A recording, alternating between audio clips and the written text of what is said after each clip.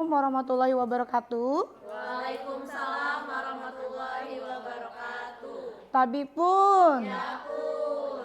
Ya, saya ucapkan sebelumnya terima kasih banyak atas kehadiran rekan-rekan di sini. Jadi di sini saya mau mengimbaskan beberapa informasi yang saya dapatkan ketika mengikuti fasilitas daerah kemarin.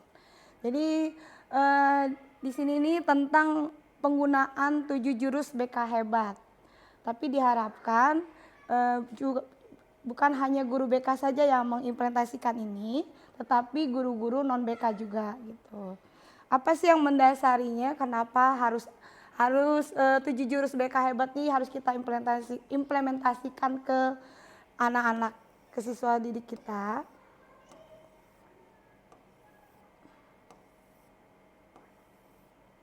Nah, jadi kata Pak Menteri kita, siapa Bu Pak Menteri kita?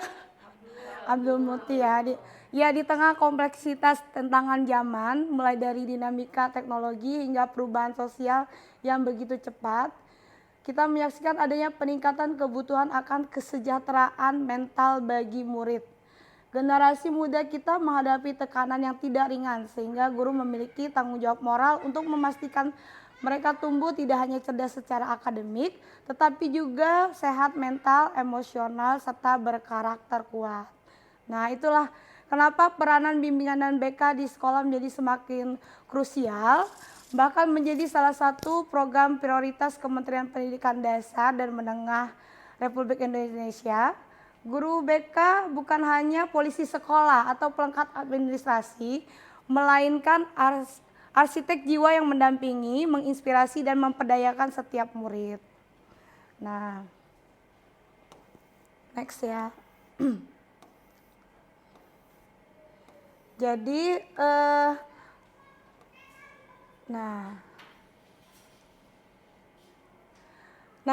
karena latar belakang itulah, maka di sini perlu adanya 7 jurus BK hebat, yaitu yang pertama. Apa ini ibu-ibu? Kenali potensi. Oke. Yang kedua? Kelola emosi. Oke. Yang ketiga? Tumbuhkan resiliensi. Ya. Keempat? Jaga konsistensi. Oke. Jalin koneksi. Pinter. Kolaborasi. Dan yang terakhir? Menata situasi. Pasti. Oke, kami juga waktu Pasda itu memiliki jingle. Nanti saya tampilkan ya. Jadi kita diharapkan dari 7 jurus ini bisa mengimplementasikan minimal 2 ke siswa-siswa kita. Oke, boleh berdiri Bapak Ibu-ibu. Oke, kita boleh ngikutin jingle ini ya, sebentar ya.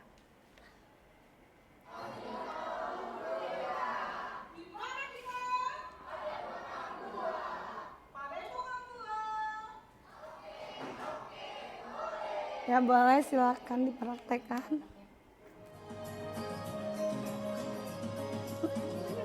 Ikutin dong, ayo guys semuanya.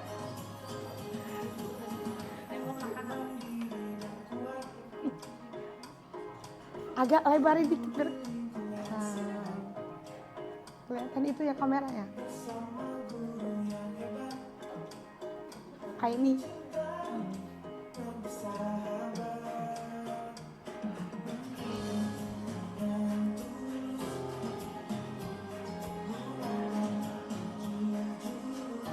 Nah, ini 7 jurusnya ibu-ibu. Hai.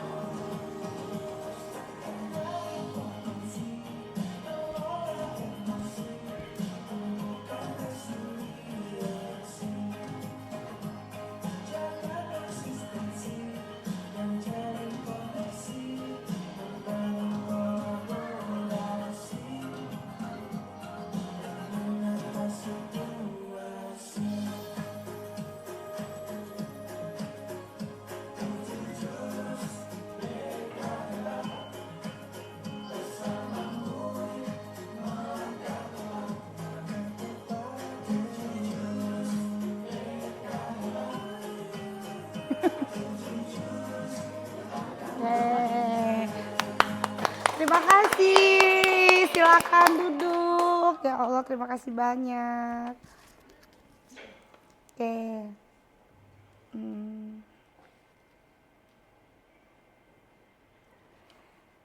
Oke, saya izin duduk ya, ibu-ibu. Mohon maaf ini. Oke. Nah, ini tadi alur materinya ya.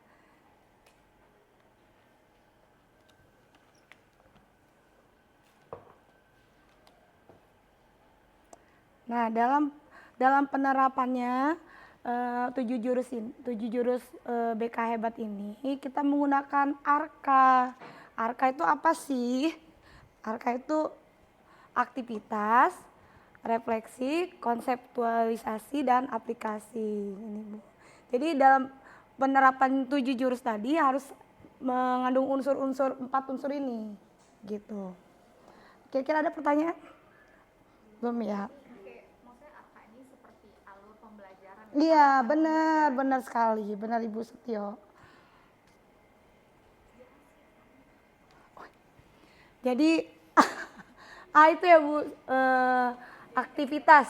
Nah, jadi pada bagian aktivitas ini, kegiatan difokuskan agar peserta mendapatkan pengalaman langsung. Aktivitas yang bisa dilakukan adalah melalui permainan, bermain peran, menonton video, mendengar podcast, membaca komik atau cerita. Pengalaman yang didapatkan setidaknya melibatkan indera dan respon yang dimiliki oleh peserta. Aktivitas juga berfungsi untuk membuat peserta tertarik dan terkoneksi dengan nilai yang akan mereka pelajari.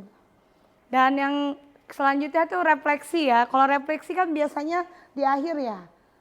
Kita lakukan ya, sering kita lakukan. Nah, di sini refleksi itu pada bagian ini kegiatan difokuskan untuk merefleksikan pengalaman yang diperoleh dari aktivitas sebelumnya. Refleksi dilakukan melalui pertanyaan relevan yang mampu mematik apa yang telah dialami peserta. Refleksi ini selanjutnya akan menjembatani peserta dalam memahami konsep atau nilai yang akan diajarkan. Kemudian konseptualisasi. Barulah pada bagian ini dimasukkan konsep data, tips, dan deskripsi mengenai nilai inti pelajaran. Konsep dan materi ini secara tidak langsung merupakan pelajaran yang diperoleh dari pengalaman pada bagian aktivitas. Yang terakhir yaitu aplikasi. Konsep kemudian harus dicoba penerapannya secara nyata pada kehidupan atau aktivitas lain. Sehingga pada bagian ini peserta ditantang untuk melakukan kegiatan yang bisa menjadi wadah untuk mempraktikkan konsep atau materi yang telah dipelajari. Nah, seperti itu ya Bapak Ibu-ibu. Kita masuk ke jurus yang pertama saja ya, langsung ya.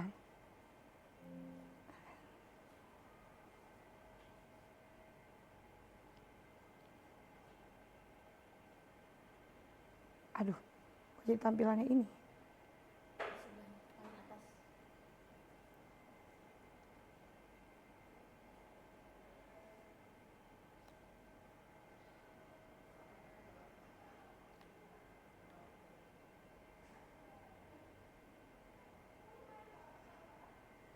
Bisa ini ya, gedein ya.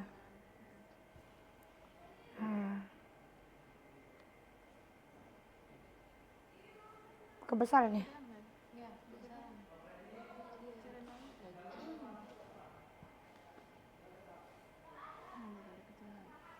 Nah ya, segera. Nah ini jurus 1, kenali potensi.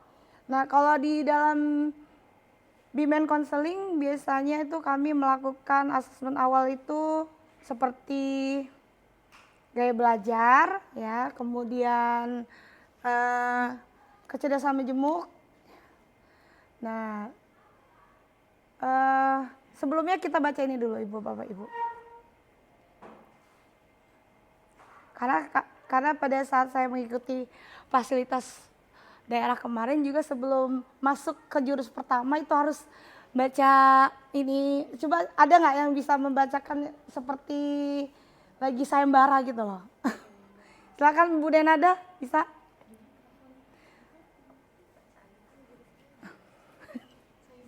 Yang guru bahasa Indonesia aja kalau nggak Mbak Jessica. Kayak Sembara. Silakan. Oh, Bu siapa? Dari paling atas. Ya. Selamat datang para pendekar. Sekarang kalian tiba di Padepokan Telaga Air. Di sini kalian akan lebih mengenal diri untuk mengoptimalkan cara berpikir, merasakan potensi diri yang mengalir, mengoptimalkan energi baik semakin hadir. Selamat melanjutkan perjalanan pertama. Hati-hati tergelincir. Nah, oke. Terima kasih Bu Jessica. Nah jadi semuanya membawa handphone. Bisa kita mencoba tes yang mungkin gaya belajar aja ya Bu, Bapak Ibu ya. Silakan masuk ke ATP ini.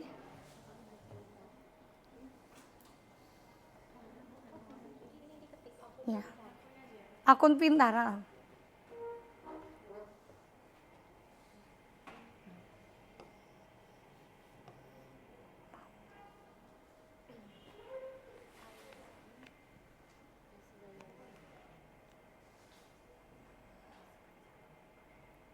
Kelihatan Bapak, Ibu, Ibu-ibu. Kok Bapak Ibu?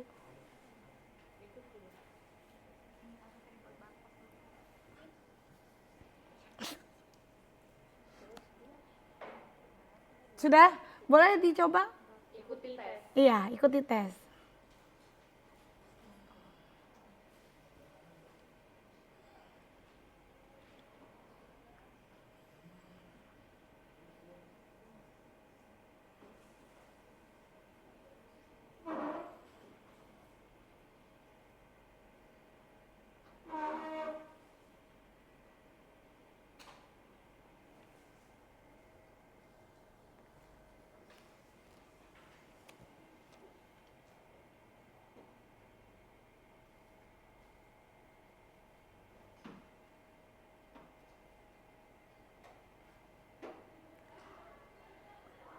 Apa di skip aja pura-puranya ya? Ya. Kan ini nggak bisa itu nah. Nah, dipotong aja kan nanti kan. Gitu loh maksudnya. Tapi siapa yang bisa potong? Jessie bisa? Hah?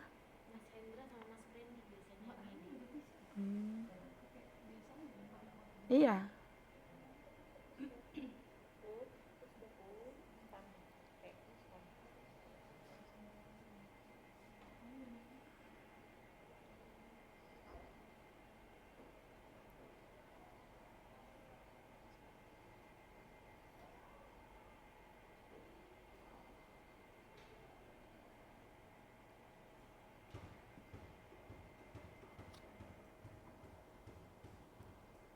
Sudah?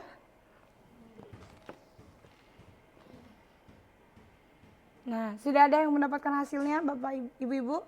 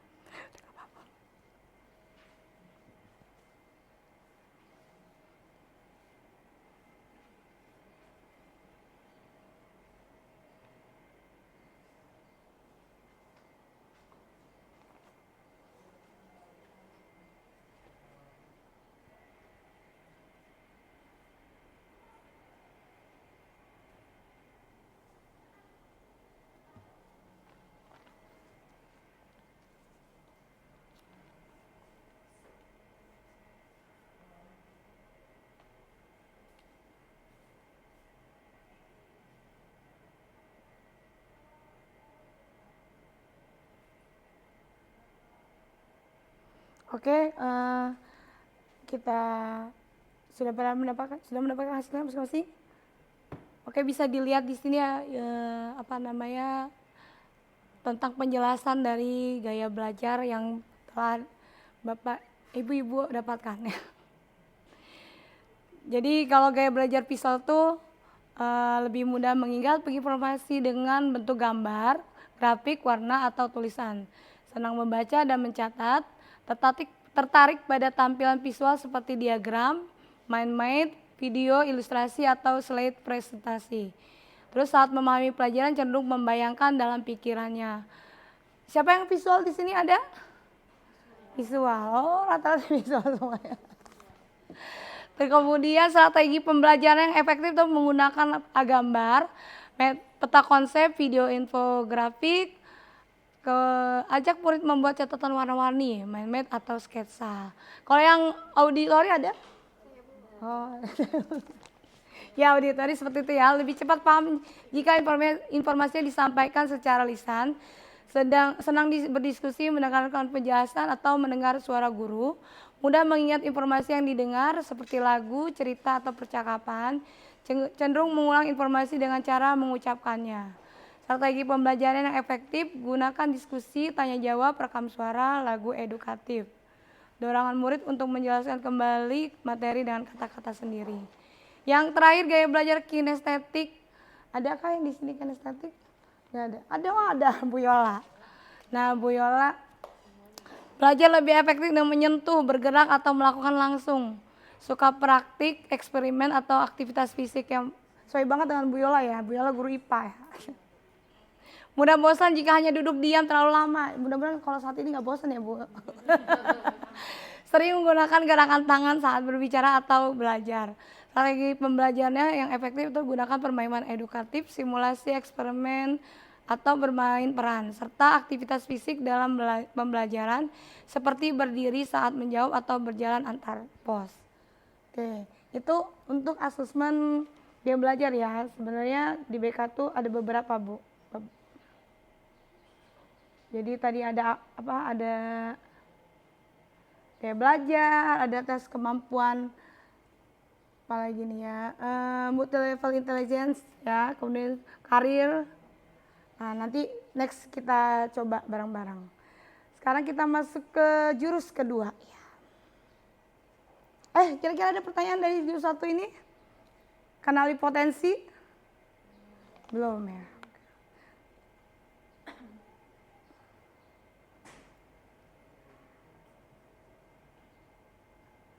Jurus kedua yang saya ambil di sini yaitu bangun kolaborasi.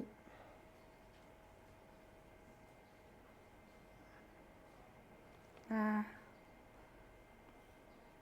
boleh ada yang membacakannya terlebih dahulu, Bu Setio mungkin? Silakan Bu Setio.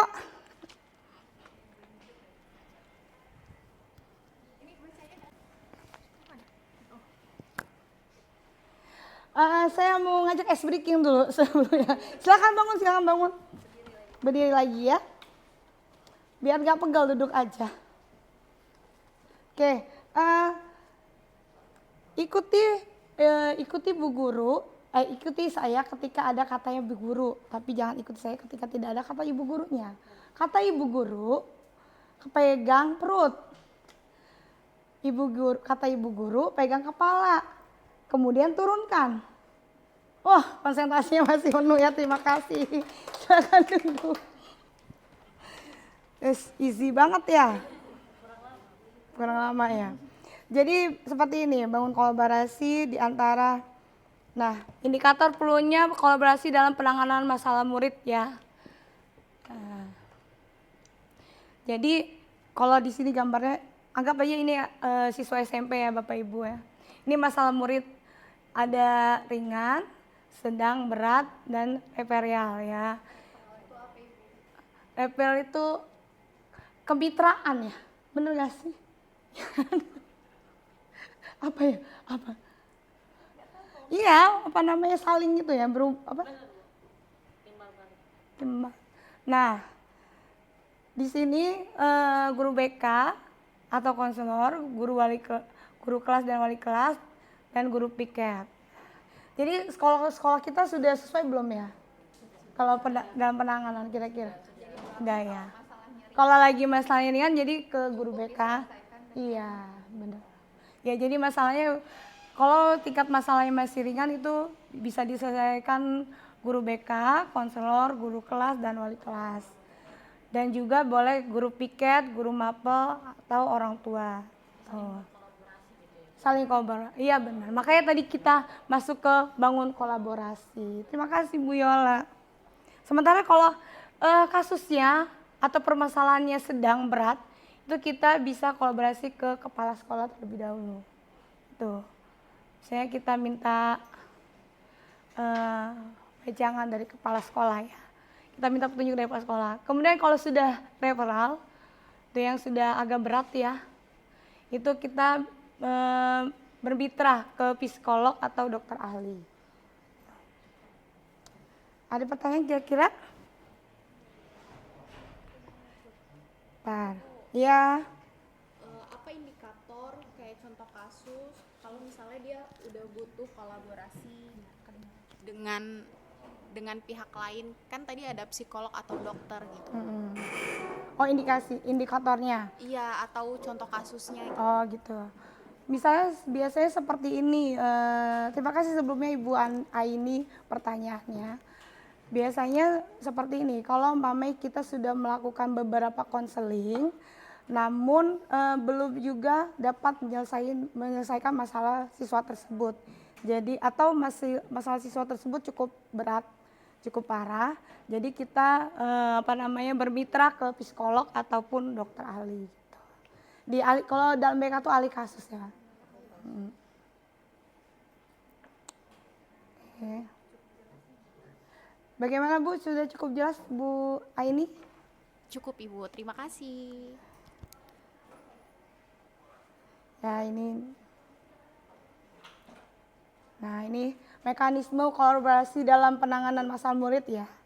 Jadi kita menggunakan identifikasi masalah dulu. Makanya kalau umpamanya ada wali kelas kadang-kadang atau guru mapel yang lain yang langsung ya udah tindakan ini tindakan seperti ini aja, itu kami kalau tim BK tidak bisa seperti itu.